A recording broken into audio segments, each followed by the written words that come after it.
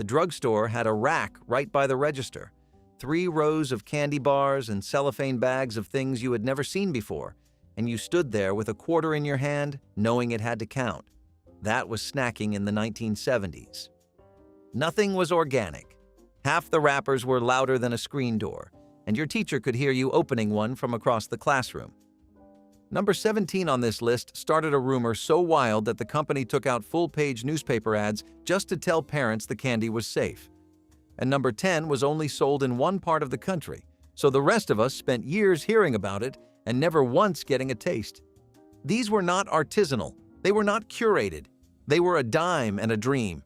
So hit subscribe, because here are 30 vintage snacks from the 1970s we want back. Number 30, Screaming Yellow Zonkers. The box was pitch black with bright yellow lettering that looked like it belonged on a concert poster, and inside was nothing more than glazed popcorn. But it was glazed the right way, buttery, sweet, with a crunch that held from the first handful to the last.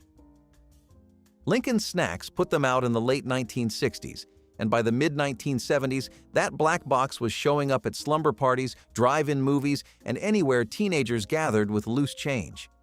The name was half the appeal. You did not ask your mother for caramel corn. You asked for Screaming Yellow Zonkers, and she either knew what you meant or she did not. They disappeared from shelves quietly. No farewell tour. Just an empty spot where something loud used to be. Number 29, Pizza Spins.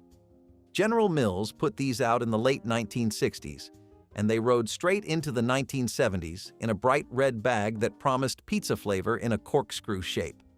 They were small, orange, and left your fingers stained like you had been playing in Rust. The taste was somewhere between a corn chip and a pizza roll that forgot to bring any filling. Nobody cared.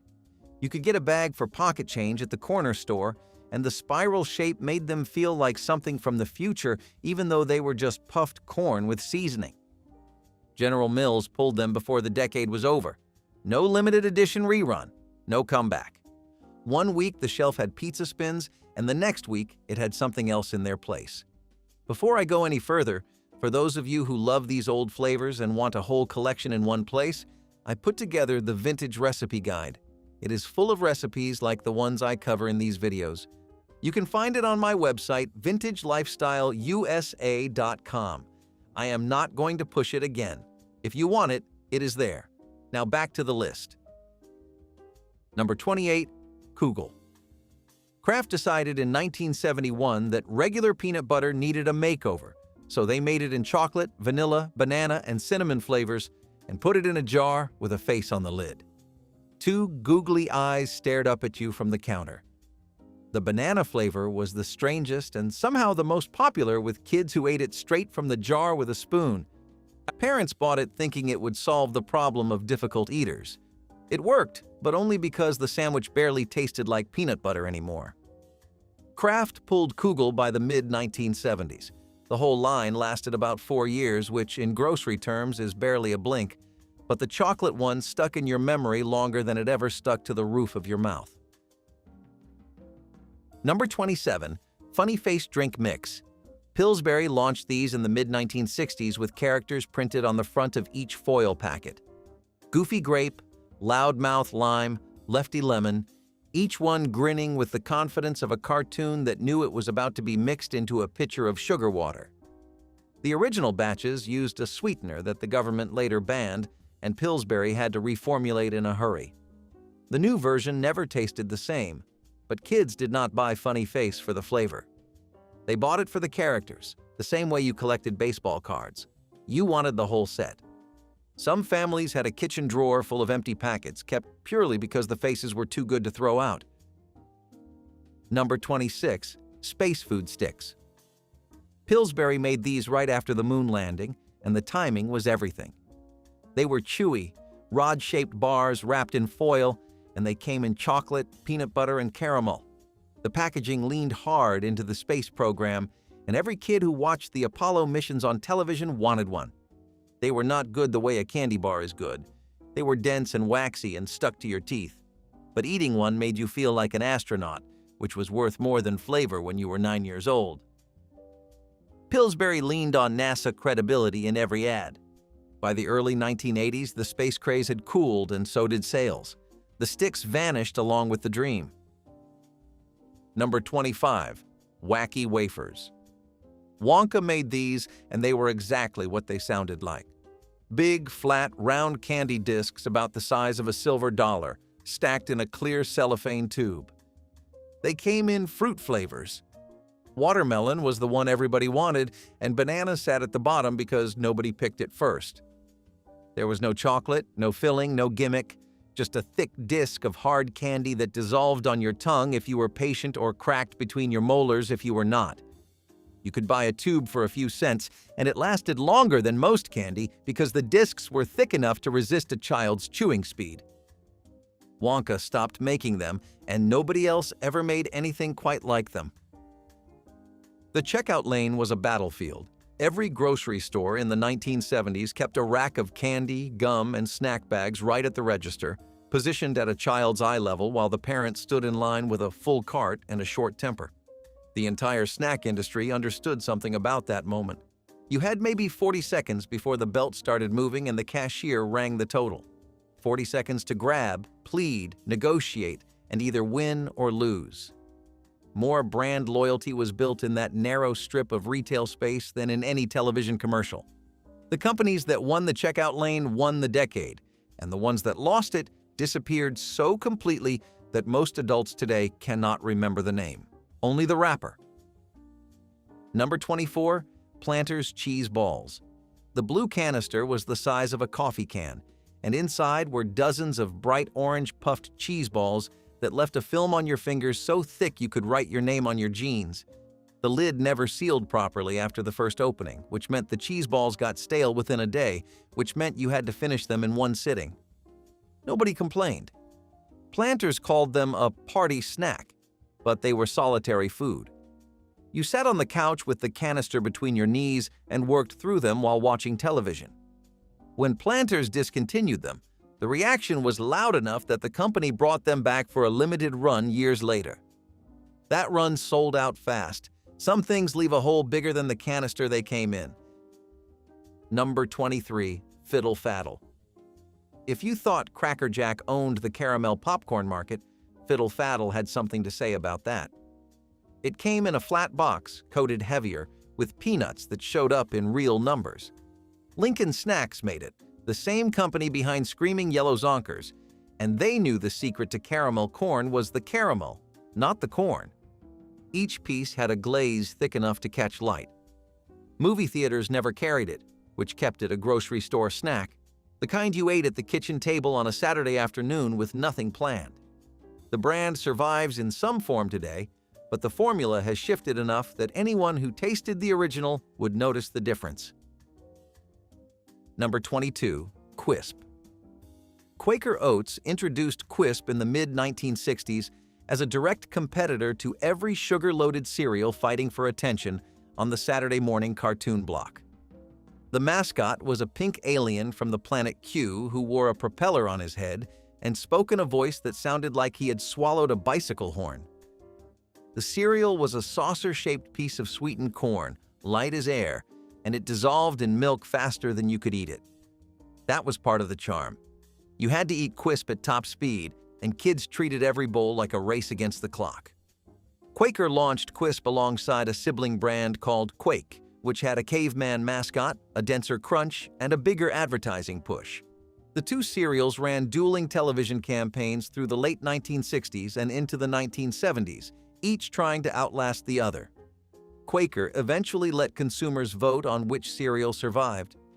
Quisp won the popular vote, but winning did not guarantee a permanent shelf. By the late 1970s, Quisp started disappearing from grocery stores across the country, turning up only in regions where loyalty ran deep enough to justify the stocking cost. It became a cereal you had to track down, and the tracking made it legendary. Whole conversations at office coffee pots revolved around where somebody had last spotted a box. Quaker brought it back decades later as an online exclusive, but clicking a button on a screen is not the same as rounding the corner on aisle 5 and seeing that pink alien grinning at you next to the Frosted Flakes. Number 21. Choco-Light. Nestle made this bar, and the whole concept was air. The chocolate was aerated, full of tiny bubbles that made each piece lighter than it looked. You could snap a section off and it broke cleanly, like a piece of balsa wood dipped in cocoa. The texture sat somewhere between a standard chocolate bar and a wafer. People who tried it either loved the lightness or felt cheated by the missing density. Nestle positioned it as the choice for people who wanted chocolate without the heaviness. That turned out to be a harder sell than it sounds, because most chocolate lovers wanted exactly the heaviness Chocolite was trying to remove. The bar disappeared in the early 1980s without explanation, and nobody stepped in to fill the gap it left on the candy rack. Number 20. Snack pack pudding in the tin can. Before the plastic cup, Hunt's packed its pudding in small tin cans with pull-top lids that peeled back like a sardine tin. You hooked your finger through the ring, pulled until the lid curled off, and scraped the pudding out with a spoon that clinked against the metal with every bite. Chocolate was the standard. Butterscotch was the dark horse. Vanilla existed, but nobody reached for it on purpose. The tin made the pudding taste different than anything from a mixing bowl, the same way a soda tastes different from a glass bottle than from a plastic one. Hunt's switched to plastic cups in the mid-1980s, and the product survived, but the experience did not.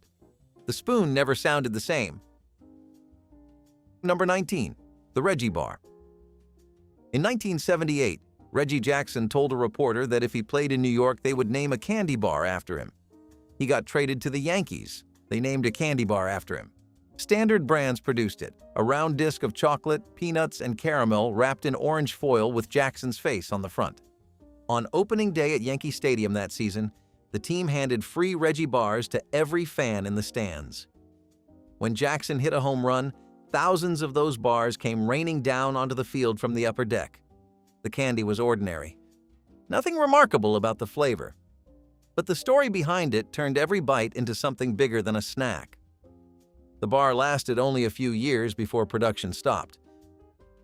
Snacks in the 1970s did something that modern snacks have mostly stopped doing. They marked time. You did not eat a space food stick on a random Tuesday. You ate it the week after a launch, because the wrapper reminded you of something you had seen on the evening news. You did not tear open a bag of pizza spins unless you were on the floor of somebody's den watching cartoons on a Saturday morning. The snack was tied to a moment, and the moment was tied to who you were at that age. Today, everything is available everywhere, always, in every size and every flavor. Nothing is scarce, nothing is seasonal, nothing is regional, and because of that, nothing sticks the way a Reggie bar stuck to the kid who found one rolling under the bleachers in the Bronx. Number 18. Tab. Coca-Cola launched Tab in 1963 as its first diet soda, and by the 1970s it owned the category.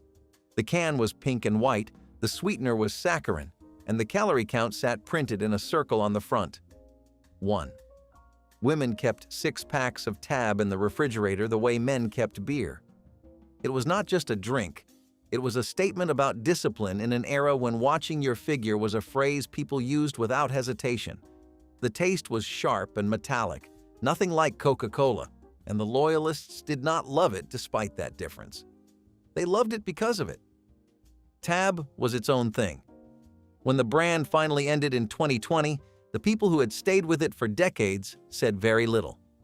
They just went quiet. Number 17. Pop Rocks. General Foods released Pop Rocks in 1975, and within 2 years, every elementary school in the country had its own version of the same rumor. The candy was carbonated. You tore open the packet, poured the crystals onto your tongue, and the tiny pieces crackled and popped like a mouthful of static electricity. The sensation was unlike anything else on the candy rack. Kids genuinely were not sure if it was safe, and that uncertainty was the whole appeal. You ate Pop Rocks not because they tasted good, but because they felt dangerous. Then the story spread. A kid named Mikey, the same boy from the Life cereal commercial, had supposedly eaten Pop Rocks while drinking a soda, and his stomach had exploded. It never happened. Mikey was fine. and completely unaware that his name had become the centerpiece of the most successful piece of playground misinformation in the country. But the rumor moved through schoolyards at a speed no adult could match, delivered with the total conviction that only a 10-year-old can manage. General Foods responded with something no candy company had done before. They took out full-page ads in major newspapers. They sent the inventor on a speaking tour. They wrote letters to school principals across the nation, all delivering one message: the candy is safe, no child has been harmed, stomachs do not work that way. The campaign calmed things down, but did not save the product. General Foods pulled Pop Rocks in the early 1980s. The brand resurfaced years later in a quieter form. It still crackles, but the fear is gone, and without the fear, it is just sugar on your tongue. In 1975, it was a dare you took with your whole mouth. Number 16, Razzles. The slogan was the product. First, it is a candy, then it is a gum. You popped a Razzle into your mouth, and for about 10 seconds, it was a hard, tangy, fruit-flavored disc. Then the texture shifted. The candy softened and became bubble gum right there on your tongue, and the transition was the whole reason anyone bought them. Nobody chewed Razzles for the gum quality, which was poor. The bubbles were small, the flavor faded fast, and the chew went stiff within minutes. But that moment of transformation, those 10 seconds when one thing became another, was enough to keep kids reaching for the pack. Grape and orange were the strongest flavors. Everything else was a variation on the same trick, and the trick never got old. Number 15, Chicken in a Biscuit. Nabisco put these out in the mid-1960s, and the name alone raised questions that nobody at the company ever bothered to answer. What chicken? What biscuit? And why was biscuit spelled wrong? None of it mattered once you opened the box. The crackers were thin, salty, and seasoned with something that tasted like chicken bouillon crossed with onion powder, and a compound that science had not fully named. They were addictive in the way that only heavily seasoned crackers can be. You ate one, and then the box was empty, and then you felt strange about yourself. The brand still exists, but the current formula has softened. The 1970s version had a sharper, saltier bite that the new one does not reach. Number 14, Jell-O 1-2-3. This was kitchen magic in a box. You mixed one packet with boiling water and cold water, put it in the refrigerator, and an hour later, it had separated into 3 layers on its own. The bottom was firm gelatin. The middle was a creamy mousse. The top was light, airy foam. One mix, 3 textures, no extra work. General Foods marketed it as a dessert you could prepare in minutes, and they were right. But the real selling point was the look on a child's face when the dish came out of the refrigerator with those layers visible through the glass. Strawberry was the flavor everybody chose. The chemistry behind the separation was never explained on the packaging, and nobody asked. It worked. General Foods discontinued the product in the 1990s, and nobody has replicated the trick. Number 13, Carnation Instant Breakfast. The pitch was simple. Pour a packet of flavored powder into a glass of cold milk, stir, and you had a complete breakfast in under a minute. Chocolate was dominant. Rich chocolate, the label said, and it tasted like a thinner version of a diner milkshake. Mothers loved the concept because it solved the problem of children who refused to sit down for eggs. Kids loved it because drinking chocolate milk for breakfast now had parental approval. Carnation moved millions of packets through the 1970s, and the product eventually got rebranded with a longer name and a different label. It still exists in some form, but the original packaging with the red and white stripes and the promise of nutrition in a glass belongs to a decade that has moved on. There was a currency among children in the 1970s, and it was not money. It was knowledge. Knowing which gas station carried the rare stuff. Knowing that the corner store restocked on Thursdays. Knowing which checkout lane at the supermarket had the full candy display instead of the magazines. This information was traded at the lunch table with the gravity of a stock exchange. A kid who knew where to find something rare held power, and a kid who could produce a snack nobody else had seen held even more. The snack itself was secondary to the discovery. That is the part no modern convenience store can replicate. The thrill of walking through a door and finding something you did not know existed 10 seconds earlier. Number 12. High C in the can. Before the juice box took over, High C came in a tall metal can that you opened with a church key, 2 triangular punctures on opposite sides so the juice poured without glugging. Fruit punch was the standard. The red was so vivid it stained everything it touched, and the taste was pure sugar with a fruit flavor somewhere behind it like a distant cousin. You brought a can on a field trip, froze it the night before, and by lunch it was half melted and ice cold and exactly right. The juice box killed the can in the 1980s, and the brand carried on in smaller packages. But nobody who drank High C from a cold metal can on a hot afternoon has made peace with a foil hole and a bendy straw. Number 11. Bugles. General Mills launched these in the mid-1960s, and by the 1970s, every child in the country had done the same thing. Put 5 bugles on the tips of your fingers and pretended to be a witch until the salt made your fingertips sting. The snack was a cone-shaped piece of fried corn dough, hollow in the middle, salty and faintly sweet in a way no other chip managed to be. You ate one, then you ate 30 without a pause. The shape made them feel like a toy as much as a food, and kids treated the bag like a costume kit before they treated it like a snack. Bugles survive today, but the original formula had a buttery richness the current version seems to have trimmed away. The witch claws, at least, still work. Number 10. Hostess Chocodiles. Take a Twinkie and coat it in chocolate. That is the short version. The longer version is that Hostess produced these almost exclusively for the West Coast, and if you lived east of the Rockies, you either had never heard of them or had heard about them from a cousin in California and spent years building them into legend. The chocolate coating was thin and cracked when you bit through it, revealing the same sponge cake and cream inside, except the chocolate changed everything. Distribution was always limited. The Chocodile came and went in regional waves, always available somewhere and never everywhere. By the time Hostess collapsed, the Chocodile was already a ghost. Number 9. Tang. General Foods sold Tang as the drink of astronauts, and that was close enough to true. NASA included an orange-flavored drink on the Gemini flights, and General Foods ran with that connection for years. The powder was bright orange and turned a glass of water into something that tasted like a distant memory of a real orange, the kind that had been described over a telephone and then rebuilt in a laboratory. Nobody drank Tang for the flavor. They drank it because it made a Tuesday morning feel like a mission briefing. The jar sat on kitchen counters for the entire decade.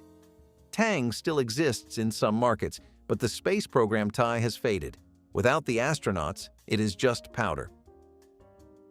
Number 8. Like-M-Aid. Pure sugar with no pretense. The packet held 2 or 3 pouches of flavored powder and a white candy stick. You licked the stick, dipped it in the powder, and licked again. That was the entire product. There was no nutritional angle and no serving size that made sense. You kept dipping until the powder ran out, or your tongue turned blue or green or red depending on which pouch you hit first, and you wore that color like a badge for the rest of the afternoon. The candy was rebranded as Fun Dip in the 1990s and survived the name change, but the original Like-M-Aid packaging had a rawness the new branding polished away. The 1970s version did not apologize for being nothing but sugar. It just handed you a stick and let you go. Number 7. Munchos. Frito-Lay introduced these in 1971, and they were the opposite of a regular potato chip. Paper-thin, curved, and so light that a single chip practically floated off your fingertip before you got it to your mouth. They dissolved the moment they hit your tongue, which was both strange and impossible to stop. You never felt full because nothing seemed to land. The can was tall and narrow, and you could reach the bottom in one sitting without noticing how much you had eaten. Munchos still turn up in some stores, but they sit at the quiet end of the chip aisle where nothing gets restocked in any hurry. Most people under 40 have never heard the name, and the people over 60 who remember them just nod when you bring it up. Number 6. Bub's Daddy. This was the biggest stick of bubblegum you could get for pocket change. Wide as 2 fingers, long enough to fold in half just to fit it in your mouth. The first 3 chews released a blast of grape or strawberry so intense it almost stung your gums, and then the flavor vanished within a minute, leaving behind a dense wad that took real jaw work to keep moving. Kids bought Bub's Daddy for the opening act, those first few seconds when the sweetness hit so hard it made your eyes water.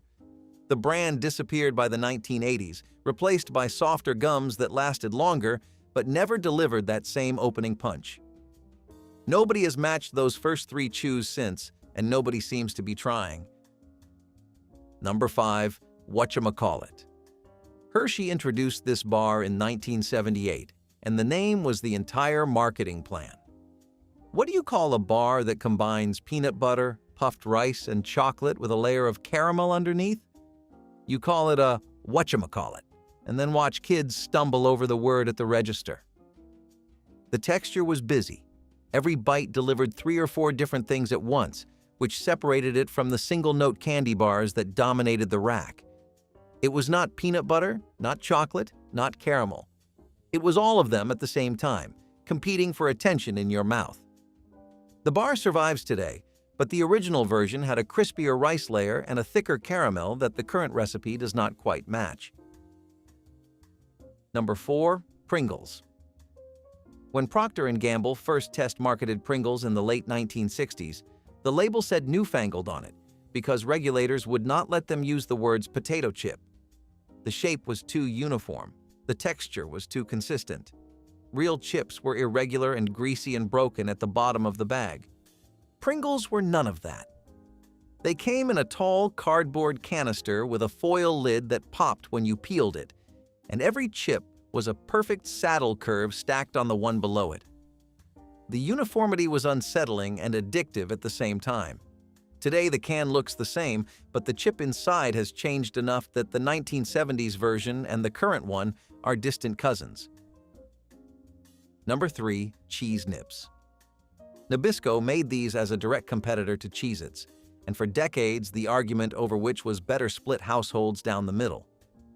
Cheese Nips were square, thin, and baked with a milder cheese flavor that some people preferred because it did not overwhelm. The box was orange, the crackers were orange, and the crumbs at the bottom stained the inside of a paper lunch bag. You packed them for school, you packed them for road trips, and you ate them by the fistful doing homework at the kitchen table. Nabisco ended Cheese Nips in 2020, and the Cheez-Its side declared total victory.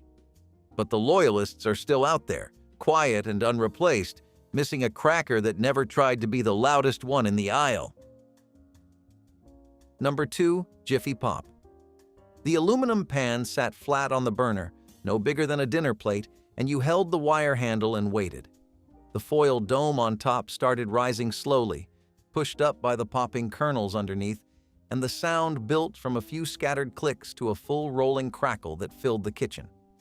You watched it inflate like a silver balloon, and the trick was knowing when to pull it off the heat. 30 seconds too long meant burned popcorn, and 30 seconds too short meant a dome full of duds. The smell was butter and aluminum and something faintly electric from the stovetop coil. Every household had its own Jiffy Pop expert, and that person's timing was never questioned. Jiffy Pop still sits on shelves today, but nobody makes it because the microwave took over. The product survived. The ritual did not. Number 1. The Marathon Bar. 8 inches of braided caramel covered in chocolate, and the wrapper had a ruler printed on the back so you could measure it yourself and confirm what your eyes already told you. This was the longest candy bar on the rack. That ruler was genius. It turned a candy bar into a conversation piece before you even peeled the wrapper open. The braid meant you could not bite through it cleanly. You pulled, you stretched, you worked your jaw sideways until the caramel finally gave. A marathon bar took longer to eat than anything else in the store, and that slowness was the whole point. The bar ran from 1973 to 1981, and a generation of kids grew up measuring things against it, sharing pieces on the bus, and then watching it vanish from the checkout lane without warning. Nothing that long, that slow, that stubbornly chewy has taken its place. Number 20. Cottage cheese and canned peaches. In the 1950s and 1960s, this was considered a proper lunch. A scoop of cottage cheese on a plate, half a can of peach slices arranged around it, sometimes on a leaf of iceberg lettuce. Women's magazines called it a salad. Diners put it on the menu as a light plate. But for seniors living alone in the decades that followed, it became something different. It became the meal you made when you could not face the stove. Open a can, scoop from a container, sit down, eat. A can of store-brand peaches cost 49 cents in 1980. Cottage cheese was 89 cents for a pint. Together, they lasted 2 or 3 servings. No cooking, no cleanup beyond a spoon and a plate. The sweetness of the peaches against the mild tang of the cottage cheese was a combination that tasted like a cafeteria in 1958. For a senior who remembered exactly that, the flavor was not just food, it was a time machine. Number 19, leather breeches. This was not a snack in the way a modern person thinks of a snack. But in the early 1960s, mountain families pulled leather breeches off the string hanging from the porch ceiling and chewed on them the way a person today might chew on beef jerky. Leather breeches were green beans, threaded onto a long piece of string with a needle, then hung to air dry for weeks. The beans shriveled and turned brown and leathery. The name came from the way they looked, like tiny pairs of leather pants on a clothesline. The practice likely came from the Cherokee, though German settlers in the Palatinate had a similar tradition. By the 1960s, they were a winter staple in the mountains of North Carolina, Virginia, and Kentucky. When you were hungry between meals, you pulled a few off the string and chewed. They were tough and earthy and tasted like summer gone quiet. Most families kept several strings drying at once, each one holding enough beans to last a month. That was the whole point of them, not flavor, survival. The knowledge that when the snow came and the garden was dead and the nearest store was 12 miles of frozen road away, there was still food hanging from the ceiling. In Watauga County, North Carolina, a woman named Ora Mae Ward strung leather breeches on her front porch every August for 40 years. Her grandchildren would sit on the steps and help thread the beans, and she would tell them stories about the winters when the only vegetables came from that string. Those strings are gone from most porches now. The skill went with them. The grandchildren who sat on those steps are grandparents themselves now, and most of them have never threaded a single bean. But the taste, for anyone who remembers it, never left. It never will. Number 17, cornbread in buttermilk. You crumbled leftover cornbread into a tall glass, poured cold buttermilk over it, and ate it with a spoon. In the South, this was not strange. This was supper. Farmers ate it after a day in the field. Grandmothers ate it before bed. Seniors living alone ate it whenever the kitchen felt too hot to turn on the stove. The cornbread was already made. The buttermilk was already cold. The whole thing came together in less than a minute, and the tartness of the buttermilk against the crumbly sweetness of the cornbread was a flavor that tasted like every back porch in the rural South from the 1930s through the 1970s. A box of cornmeal cost 39 cents in 1975. Buttermilk was 45 cents a quart. A single batch of cornbread made in a cast iron skillet could feed a person for 3 or 4 days, and the buttermilk kept it from going dry. Your grandfather did not need a recipe for this. He needed a glass. Number 22, cracklin' bread. Every fall, when the temperature dropped below freezing and the hog killing started, the women saved the cracklings. Cracklings were the crispy, golden pieces of pork skin and fat left over after the lard was rendered. You could eat them straight, and people did. The real prize, though, was cracklin' bread. Cornmeal, buttermilk, a pinch of salt, and a handful of those cracklings baked in a cast iron skillet greased with lard. The bread came out dense and golden, with pockets of crispy pork through every bite. Children ate it after school. Men carried a wrapped piece in their coat pocket to the field. It did not need butter. The cracklings had already given it all the salt and fat a person could want. In the mountains of West Virginia, families waited all year for hog killing day, and the cracklin' bread was the first reward. Number 14, cheese dreams. A slice of white bread topped with a slice of American cheese and placed under the broiler until the cheese melted and the edges browned. That was the entire recipe. In the 1940s and 1950s, these appeared in women's magazines as party appetizers, cut into triangles and served on platters. But by the time a senior was eating alone in a quiet kitchen in the 1970s, cheese dreams were not a party, they were dinner. A package of American cheese cost 69 cents in 1975.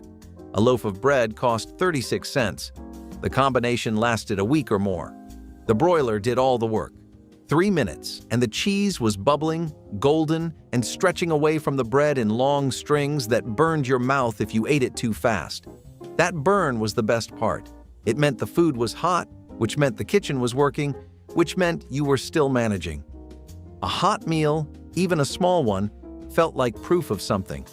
A cold sandwich did not carry the same weight. Number 15. Vienna sausages and crackers. A small can of Armor Star. Vienna sausages cost about 15 cents in 1961. A box of saltine crackers cost a quarter and lasted a week. Together, they were the universal snack of every country store and coal camp commissary in Appalachia. You opened the can with the key soldered to the bottom, peeled back the lid, and fished out the little sausages with your fingers or a pocket knife. They were soft, pink, and packed in a salty broth. You put one on a cracker and ate it in 2 bites. Nobody pretended they were good. Nobody claimed they tasted like real sausage. But they were cheap, available, and required no cooking, no refrigeration, and no cleanup. In the hollows of Appalachia, where the nearest hot meal might be hours away, that was enough. Number 22, tomato sandwich. 2 slices of white bread, a thick slice of garden tomato, a smear of mayonnaise, salt, and pepper. That was the summer snack that defined the American South for 100 years. You did not cook anything. You did not heat anything. You assembled it in under a minute and ate it standing over the kitchen sink while the juice ran down your wrist. For a senior with a tomato plant on the back porch, this was free food from June through September. Even without a garden, a single tomato from the farmer's market cost a quarter in the 1970s. The bread was already in the house. The mayonnaise was already in the refrigerator. The whole thing came together faster than you could describe it. In small towns across Georgia, Alabama, and Mississippi, church ladies brought tomato sandwiches to widows and widowers during the summer months. They wrapped them in wax paper and left them on the porch because they knew the person inside might not answer the door. That was not charity. That was knowing. Number 23. Peanuts in a Coca-Cola bottle. You bought a 6-ounce glass bottle of Coca-Cola for a nickel. You bought a small bag of salted peanuts for a nickel. Then you poured the peanuts directly into the bottle. The salt hit the carbonation and the cola fizzed up. You drank and chewed at the same time. Nobody knows exactly who started this, but it was everywhere across the rural South by the 1920s, and it was still going strong in 1962. Farmers did it. Miners did it. Mill workers did it. A man working in a tobacco field had dirty hands. Pouring the peanuts into the bottle meant he did not have to touch his food. He could hold the bottle with one hand and keep working with the other. That was the genius of it. Not the taste, though the sweet and salty combination was good. The genius was that it let a working man eat without stopping. Number 16. Deviled egg spread on crackers. Hard-boil 2 eggs. Mash them in a bowl with a fork. Add a spoonful of mayonnaise, a dash of mustard, salt, and pepper. Spread it on crackers. 5 minutes, start to finish. This was the church potluck dish shrunk down to a portion of 1. Women who used to make deviled eggs for a crowd of 40 still made the filling after everyone was gone, but instead of piping it into halved whites, they spread it on whatever crackers were in the cupboard and ate it alone at the counter. A dozen eggs cost 80 cents in 1978. 2 eggs, a dab of mayo, and a handful of crackers made a snack that cost less than 15 cents and provided more protein than most things in the pantry. The ritual of mashing and mixing was familiar. The flavor was familiar. The only thing that had changed was the size of the audience. Number 16. Poke salad. In April, when the first green shoots pushed through the forest floor, families went out to pick poke. The young leaves of the pokeweed plant were free food, growing wild along fence rows and creek banks. Pokeweed is toxic, though. The mature leaves and berries contain compounds that can make a person seriously ill. The trick was to pick only the youngest shoots, no more than 6 inches tall, and boil them in 3 changes of water to draw out the toxins. After the 3rd boiling, the greens were safe. People ate them fried in bacon grease with a little salt, sometimes with a fried egg on top.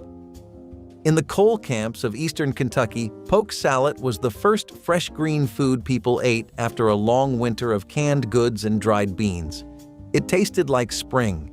It tasted like the end of something hard and the beginning of something easier. Number 19. Sardines on toast. A can of sardines opened and laid on a slice of buttered toast. That was the whole recipe. In the 1940s and 1950s, sardines were the cheapest source of protein on the grocery shelf. A can cost 10 cents. The fish were already cooked, already seasoned, already preserved. You did not need a refrigerator, a stove, or a single cooking skill. You needed a can opener and a piece of bread. For a senior living alone, sardines on toast solved every problem at once. No standing, no waiting, no dishes beyond 1 plate and 1 fork. The calcium in the soft bones was something most doctors now recommend specifically for aging adults, but the generation that ate sardines never knew the science. They just knew the price. A retired factory worker in Trenton, New Jersey, ate sardines on toast for lunch every day for 7 years. His wife had done the cooking before she died. He had never learned. Sardines were the only thing he could make without her. This was not just a snack for people who were frugal. This was a snack for people who were alone in a way that made cooking feel like a performance with no audience. The silence of a kitchen that used to have someone else in it changes the way food tastes. A can of sardines did not fix that silence, but it did not require you to pretend the silence was not there. You opened it, you ate it, you moved on. For millions of seniors in the decades after the war, that honesty was worth more than flavor. The tin can did not judge you for eating the same thing again. It did not ask why you stopped setting the table. It just fed you. And some days, that was enough to keep going. Number 25. Pickled eggs. Cecil Fugate was not the only man in eastern Kentucky selling them. Every country store, every gas station from Harlan to Hazard had a jar on the counter. Hard-boiled eggs, peeled and dropped into a brine of vinegar, salt, sugar, and pickling spices. They sat in that liquid for weeks. The whites turned translucent. The yolks went dense and creamy. A man could buy one for a nickel, eat it in 3 bites, and keep working for another 4 hours without his stomach growling. Just a jar, a pair of tongs, and a piece of wax paper if the store owner felt generous. In the coal camps of Harlan County, miners bought them by the half dozen before heading underground. The vinegar kept them from spoiling in the heat of the tunnels. Your grandfather probably ate 100 of them and never once called it a snack. He called it getting by. Number 24. Cinnamon toast. A slice of bread, a pat of butter, a shake of cinnamon, a sprinkle of sugar. Under the broiler for 2 minutes until the sugar bubbled and the edges turned golden brown. That was it. Mothers made this for children after school in every decade from the 1920s through the 1980s. But the people who kept making it longest were the ones who lived alone. A retired postal worker in Indianapolis made cinnamon toast every evening at 6:30 for 11 years after his wife passed. He used the same butter dish she had picked out at a department store in 1962. The toast took 2 minutes. The ritual took a lifetime. A loaf of bread cost 36 cents in 1975. Sugar was a pantry staple that never ran out. For a senior with arthritis, this was one of the few snacks that could be made entirely with one hand. You did not even need a knife if you used soft butter. Warm, sweet, and familiar. Like something you remembered before you could remember anything at all. Number 20. Cornbread crumbled in buttermilk. This was the nighttime snack of the mountains. After supper, after the dishes were done, a man would crumble a piece of cold cornbread into a tall glass of buttermilk. He would eat it with a spoon. That was it. No recipe, no name, just cornbread and buttermilk in a glass. The cornbread softened. The buttermilk was tangy and cold. In the coal camps of McDowell County, West Virginia, men ate this every night of their lives. Their fathers had eaten it. Their grandfathers had eaten it. It was not discussed. It was not written down in any cookbook. You poured a glass. You crumbled the bread. You sat at the kitchen table in the quiet of a house, settling into sleep, and you ate something your family had been eating for generations. That mattered. Number 21. Peanut butter crackers. This was the snack that lived in every kitchen drawer, every glove compartment, every bedside table in America for decades. 2 saltine crackers with peanut butter spread between them. A jar of peanut butter cost 59 cents in 1971. A box of crackers cost less than a quarter. Together, they provided protein, fat, and enough substance to hold a person through the gap between lunch and dinner. Doris Novak, the widow in Scranton with the cracker tin, made these every afternoon at 3 o'clock. She kept the peanut butter in the cabinet directly above the tin so she never had to reach or bend or search. Everything was within arm's length. That mattered when your knees hurt and your balance was not what it used to be. She made 4 crackers, 2 sandwiches, and ate them with a glass of water at the kitchen table. Her daughter found the routine unchanged 9 years later. Same tin, same jar, same chair. The simplest snack in America, and it kept a woman anchored to her kitchen when the rest of her life had come undone. Number 18. Pawpaw fruit. Every September, in the shaded creek bottoms across Appalachia, the pawpaw trees dropped their fruit. Children knew exactly where the trees were. They guarded those locations the way other children guarded a fishing hole. The fruit was roughly the size of a mango, with a thin green skin that bruised easily. Inside, the flesh was yellow and custard soft, with a flavor somewhere between banana and mango. You ate it raw, standing under the tree, spitting out the large brown seeds. There was no way to store a pawpaw. It ripened for about a week and then it was gone. That narrow window made it precious. In Mingo County, West Virginia, families planned their September around pawpaw season. Grandmothers made pawpaw bread. Children ate them until their stomachs ached. And then the season ended. The pawpaw was never cultivated commercially because it could not survive shipping. Too soft, too fragile, too brief. The only people who ever tasted it were the people who lived near the trees.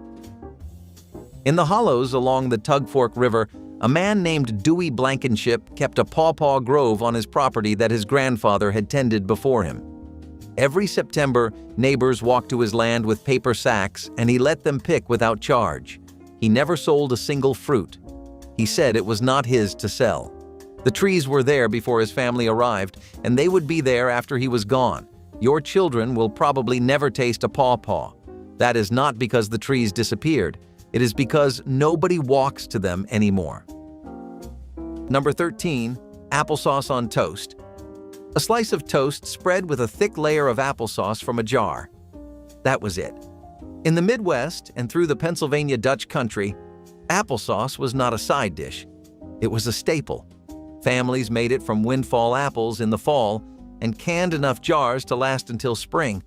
A store-bought jar cost 45 cents in 1978. It kept for months unopened and days in the refrigerator after that. For a senior with swallowing difficulties, this was one of the safest foods in the pantry. Smooth, soft, slightly sweet, and impossible to choke on.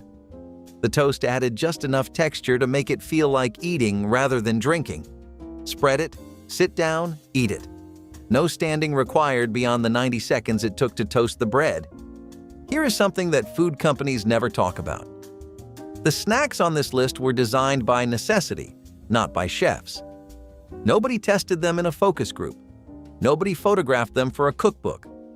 They existed because a person with $12 in the checking account and a body that ached from the knees up needed to eat something before bed. The food industry spends billions every year selling snacks that cost $3 or $4 per serving. Protein bars, cheese platters, artisanal crackers. These cost pennies. The difference is not quality. The difference is that nobody makes money when a senior spreads applesauce on a piece of toast. There is no brand ambassador for bread and butter with sugar. There is no advertising campaign for crackers and milk. The cheapest snacks in America are invisible because they are unprofitable. and the people who eat them are invisible for the same reason. Number 17. Sorghum taffy. In the early 1960s, sorghum syrup was still the primary sweetener in many mountain homes. Refined white sugar was expensive. Sorghum was not. Families grew their own cane, pressed it in a horse-drawn mill, and cooked the juice down into a dark, thick syrup. When there was extra sorghum, the women made taffy. They boiled the syrup with a splash of vinegar until it reached the hard crack stage, poured it onto a buttered platter, and waited until it was cool enough to handle. Then the pulling started. Two people would stretch and fold the candy between them until it turned from dark brown to pale golden and went stiff. They snapped it into pieces and wrapped each one in wax paper. In the mountains of eastern Tennessee, communities held taffy pulling parties in the fall. Young men and women paired off to pull the candy together. It was one of the few socially acceptable ways for unmarried people to hold hands. The taffy was the excuse. The company was the point. Number 18. Mayonnaise sandwich. 2 slices of white bread with a thick layer of mayonnaise. Nothing else. If you grew up with money, this sounds like a joke. If you grew up without it, this sounds like Tuesday. During the Depression, mayonnaise sandwiches were the lunch that children carried to school when there was nothing else in the house. The bread provided bulk. The mayonnaise provided fat and flavor. The whole thing cost almost nothing and could be assembled in the time it took to open the jar. By the 1970s and 1980s, seniors who had grown up eating these never stopped. A retired seamstress in Baltimore ate a mayonnaise sandwich for lunch almost every day. She added a thin slice of onion when she had one. She said the onion made it fancy. A jar of store-brand mayonnaise cost 79 cents and lasted weeks. 2 slices of bread cost a few pennies. This was a snack that poverty invented and habit preserved. Number 21. Fried apple pies. In the hollows of southern Appalachia, women dried apples on racks in the late summer sun, spreading the slices across old window screens propped up on sawhorses. Those dried apples went into a jar and lasted through the winter. When someone wanted a snack, a woman would soak a handful in water until they softened, cook them down with sugar and cinnamon, then fold the filling into circles of biscuit dough and fry them in a skillet of hot lard. The edges went golden and crisp. The filling turned soft and sweet and warm. Some families called them half-moon pies because of the shape. In Letcher County, Kentucky, a woman named Hazel Caudle was known to make 3 dozen on a Saturday morning and sell them for a dime apiece at the back door. They were gone before noon. Number 23. Bread and butter with sugar. Before cinnamon toast had a name, there was this: a slice of white bread spread thick with butter and covered in granulated sugar. Some families called it a sugar sandwich when they folded it in half. Others called it a piece. In the rural South and through the Appalachian hollows, mothers handed this to children and said, "Go play." The butter held the sugar in place. The bread was soft enough to eat without teeth. A widow in Harlan County, Kentucky, ate this every afternoon for years because it was the only sweet thing she could afford. She kept a small jar of sugar next to the bread box and a stick of margarine on the counter. 3 ingredients. No preparation beyond spreading and sprinkling. Less than 5 cents per serving even in the 1980s. Nutritionists would call it empty fuel. The woman who ate it every afternoon called it the only good thing in her day. Number 24. Moon pie and RC Cola. In 1961, you could walk into any general store in the mountains of Virginia, Tennessee, or Kentucky and buy both for a dime. The moon pie cost a nickel. The RC Cola cost a nickel. Together, they made what working people called the working man's lunch. The Chattanooga Bakery had been making moon pies since 1917. 2 round graham cracker cookies with marshmallow in the middle dipped in chocolate, vanilla, or banana coating. 1 moon pie had enough calories to carry a man through an afternoon of splitting wood or hauling rock. The RC Cola washed it down. This was not a treat. This was fuel, and for 10 cents, it was the cheapest fuel in Appalachia. Number 12. Buttered saltines with sugar. Take a cracker. Spread butter on it. Sprinkle sugar on top. That was a cookie in a household that could not afford cookies. Children ate them after school. Grandmothers ate them after dinner. Seniors living alone ate them whenever the craving for something sweet appeared, and the energy to bake did not. A sleeve of saltines, a stick of butter, and a cup of sugar produced dozens of these tiny treats. The butter made the sugar stick. The salt in the cracker made the sugar taste sweeter. The whole thing dissolved on the tongue in 3 bites. No plate needed, no fork, no cleanup. You could eat it standing at the counter or sitting in the living room without leaving a single crumb on the carpet. For a person who had stopped caring about meals but still wanted something sweet, this was the smallest possible indulgence, and it cost almost nothing. Number 14. Sassafras tea. In the early spring, before the trees fully leafed out, children in the mountains dug sassafras roots from the edges of fields and woods. The roots were easy to spot because the whole plant smelled like root beer. You washed them, cut them into pieces, and boiled them in a pot of water until the liquid turned a deep reddish brown. Then you added sugar or honey and drank it warm or let it cool.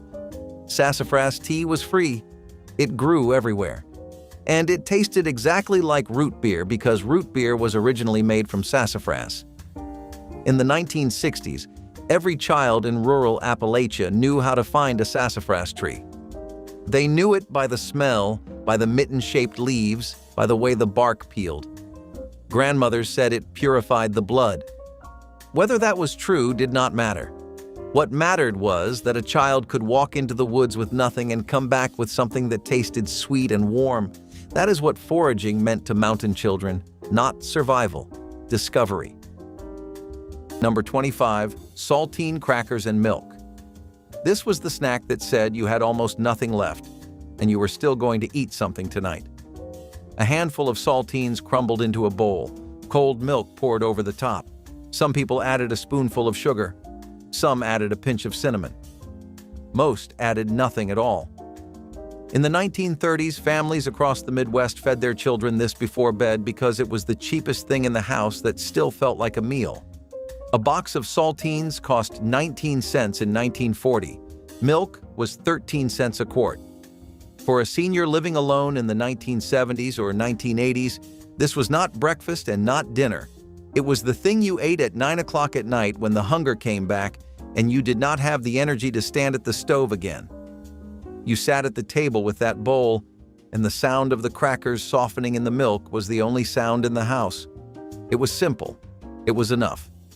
And it asked nothing of you except a bowl and a spoon. Number 9. Pork rinds. In the early 1960s, pork rinds were not a product you bought in a foil bag at a gas station. They were something your family made at home on hog killing day. The skin was scraped clean, cut into strips, and fried in a cast iron kettle of hot lard until each piece puffed up and turned golden. Fresh pork rinds right out of the kettle, sprinkled with salt while still glistening, were nothing like the commercial product that appeared on store shelves later in the decade. They were lighter, they were crispier. They shattered when you bit into them and dissolved on your tongue. Children stood around the kettle on hog killing day, waiting for each batch. Men ate them by the handful while they worked. And every time you reached into the jar in the pantry, you tasted that cold November morning when the whole family gathered and no part of the animal was wasted. Number 8. Potted meat on saltines. Potted meat food product. That was the actual name on the label of the small, flat can that cost a dime at any country store in the mountains. The ingredients were vague. Mechanically separated chicken, beef tripe, partially defatted pork fatty tissue. Nobody read the label. Nobody wanted to. You opened the can, spread the pinkish paste on a saltine cracker with a pocket knife, and ate it. It tasted salty and faintly meaty and slightly metallic from the can. A tin of potted meat and a sleeve of saltines cost less than 20 cents total, and it was a complete snack that required no cooking, no plate, and no explanation. In the hollers of Breathitt County, Kentucky, men carried cans of potted meat in their overalls the way other men carried cigarettes. It was always there, always available, always exactly the same. Number 11. Banana and peanut butter bread. A slice of bread spread with peanut butter and topped with banana slices. Open face, no toasting required. The peanut butter held the banana in place. The bread held everything together. You could eat it with your hands, standing at the counter, in under 2 minutes. A bunch of bananas cost 25 cents a pound in 1980. Peanut butter was already in the cupboard. Bread was already in the bread box. This was the snack that required no shopping trip and no forethought. You looked at what was there, and you made it work. In the 1970s, school lunch programs across the country served a version of this as a sandwich. But for a senior living alone, the open-face version was better because it used half the bread and looked like more food on the plate. The banana added potassium, which helped with the leg cramps that kept so many older adults awake at night. Your grandmother did not know the word potassium. She just knew her legs stopped hurting when she ate a banana. Number 13, persimmon pudding.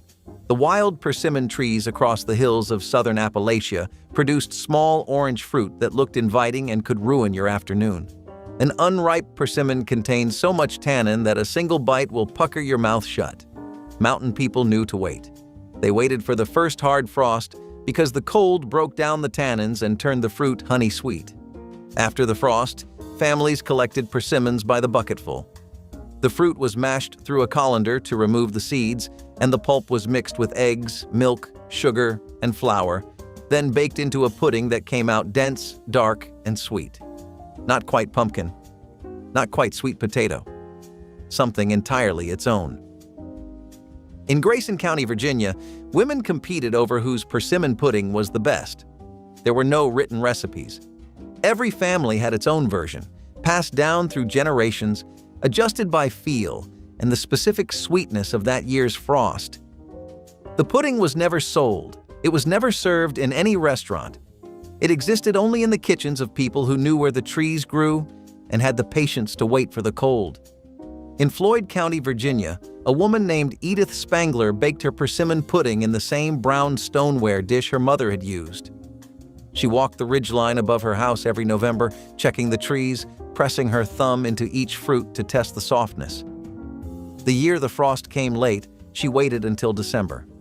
She said you could not rush a persimmon and you could not rush the Lord, and they were often on the same schedule. That patience was the ingredient no recipe could capture. Number 9, toast with bacon grease and salt. After breakfast, the bacon grease went into a jar next to the stove. That jar was the seasoning rack for the entire kitchen. When a senior wanted a snack, a slice of bread went into the toaster, and a spoonful of warm bacon grease was spread across the top. A pinch of salt. That was the whole thing. The grease tasted like bacon without the bacon. It was rich, smoky, and satisfying in a way that plain butter could not match. In Appalachian households from the 1930s through the 1980s, the bacon grease jar was treated like a household treasure. You did not throw it away. You did not waste it. Every drop was used because every drop carried flavor that cost nothing extra. For a senior with no teeth, this was one of the easiest snacks to eat. The grease softened the bread. The salt gave it bite. The whole thing dissolved without effort. A retired coal miner's wife in Logan, West Virginia, said she had been eating toast with drippings since before she could read. She was 83 when she told that story. The bread had changed brands a dozen times. The jar had not changed once. Number 6, corn pone with pot liquor. Corn pone was the simplest bread in the mountains. Cornmeal, water, a pinch of salt, no egg, no milk, no leavening. You shaped it into a flat oval with your hands and baked it on a greased griddle. It came out dense, slightly gritty, and plain. The way you ate it was what made it a meal. You dipped it into pot liquor, the rich broth left over from cooking a pot of greens with a ham hock or a piece of fatback. The liquid was dark green, salty, and packed with nutrients. Corn pone soaked in pot liquor was a snack, a meal, and a vitamin supplement all at once. Grandmothers across the mountains served it to children who looked pale or thin. They did not explain why. They just handed the child a piece of pone and a cup of broth and said, "Eat." Number 10, canned salmon spread on crackers. Open a can of salmon, mash it with a fork. Add a squeeze of lemon if you had one, a spoonful of mayonnaise if you did not. Spread it on crackers and eat. 5 minutes from pantry to plate.